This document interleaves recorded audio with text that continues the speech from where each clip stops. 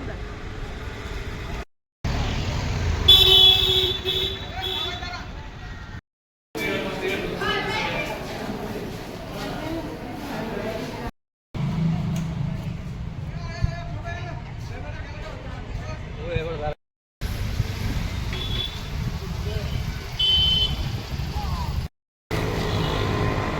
আরেকটা দেও না গেটে ডাস্টবিন দাও।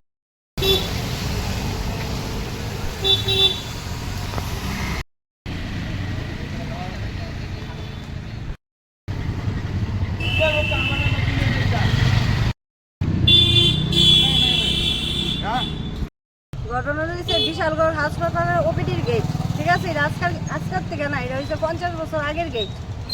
এটা বন্ধ করে রাখছে আজকে 1 মাস ধরে। তো স্যারের গিয়ে কইলাম, স্যার হয়েছে রাজীব সরকার স্যার। তো তাই গিয়ে কো না, তাই কই এই গেট খুলতো না। আমি স্যার কি তা কে লিগা খুলতে না? এটা কি জানি বাইক ঢুকে, তো বাইক ঢুকলে এটার ভিতরে আপনি এরকম করেন সিকিউরিটি রাখেন। স্যারে কো না, সিকিউরিটি বলে নাই। সিকিউরিটি কইলে স্যারে কইছে। তাহলে আমরা কোন দিকে যাইতাম?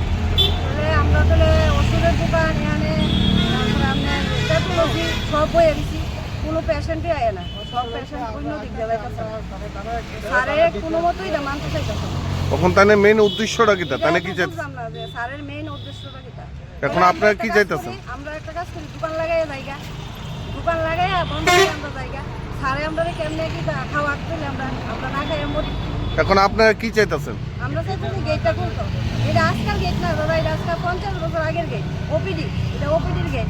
এটা কে বন্ধ করে রাখছে? এটা রাখছে বন্ধ করে? স্যারে রাজীব সরকার। তাইলে কি? তাইলে হসপিটালে কি তাইলে? দায়িত্ব দেয় এমনকি। আজকে যদি আমরা তো সাংবাদিককে জানাইছি, যদি ইয়া না হয় তাহলে আমরা এমএলএ এর কাছে আমরা যাইতে বাধ্য। এটা তো কিছু না, শুধু গেটটা খোলা না, অন্য তো কিছু প্রবলেম নাই। যে কিছু প্রবলেম হইতাছে, তাও ওপিডির টাইমে গেট বন্ধ। ওপিডির টাইমে যদি ওপিডির গেট বন্ধ থাকে রুগী যায় কি হবে? ইমার্জেন্সি গেটের ভিতরে 3 জন সিকিউরিটি গার্ড আছে, কিন্তু ওপিডির ভিতরে একজন সিকিউরিটি গার্ড নাই। সিকিউরিটি গার্ড নাই, তারা বলে গার্ড নাই। আজকে যদি টাইমে যদি ব্যাপারে যদি কোনো না করে আমরা এমএলএ কাছে যাইতে বাধ্য হব। এরপরে